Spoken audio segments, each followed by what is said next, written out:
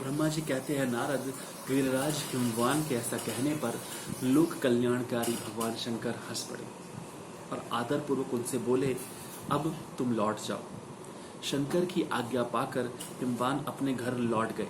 वे गिरिजा के साथ प्रतिदिन उनके दर्शन के लिए आते थे।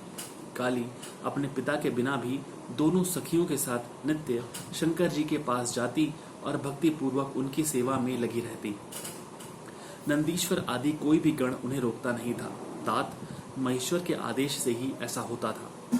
प्रत्येक गण पवित्रता पूर्वक रहकर उनकी आज्ञा का पालन करता था। जो विचार करने से परस्पर अभिन्न सिद्ध होते हैं, उन्हीं शिवा और शिव ने सांख्य और वेदांत मत में स्थित हो जो कल्याणदायक संवाद किया, वह सर्वदा सुख देने वाला है। वह संवाद मैंने यहाँ कह सुनाया। इंद्रियातीत भगवान शंकर ने गिरिराज के कहने से उनका गौरव मानकर उनकी पुत्री को अपने पास रहकर सेवा करने के लिए स्वीकार कर लिया। काली अपनी दो सखियों के साथ चंद्रशेखर महादेव जी की सेवा के लिए प्रतिदिन आती जाती रहती थी। वे भगवान शंकर के चरण धोकर उस चरणामृत का पान करती थी। आग से तपाकर शुद्ध किए हुए वस्त्र से अथवा गर्म जल से धोए हुए वस्त्र के द्वारा उनके शरीर का मार्जन करती, उसे मलती पोंछती थी। फिर 16 उपचारों से विधिवत हर की पूजा करके बारंबार उनके चरणों में प्रणाम करने के पश्चात प्रतिदिन पिता के घर लौट जाती रही। मुनि श्रेष्ठ, इस प्रकार ध्यान परायण शंकर की सेवा में लगी हुई शिवा का महान समय व्यतीत हो गया, तो भी वे अपनी इंद्रियों को संयम में रखकर पूर्ववत उनकी सेवा करती रही।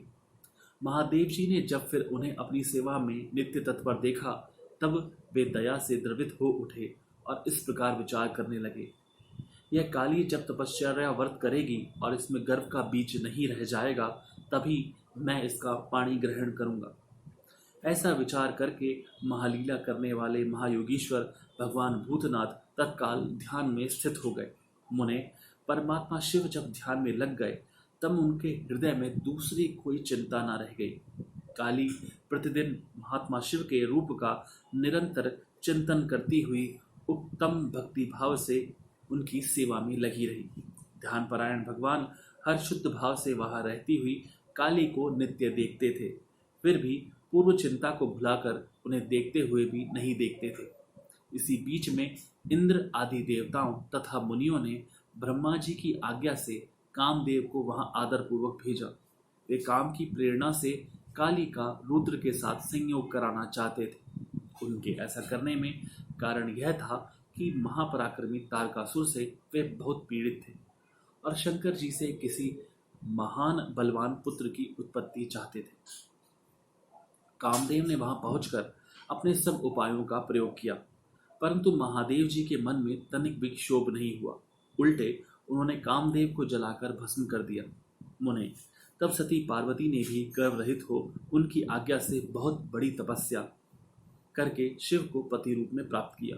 फिर वे पार्वती और परमेश्वर परस्पर अत्यंत प्रेम से और प्रसन्नता पूर्वक रहने लगे। उन दोनों ने परोपकार में तत्पर रहकर देवताओं का महान कार्य सिद्ध किया। जय भवानी। धन्यवाद।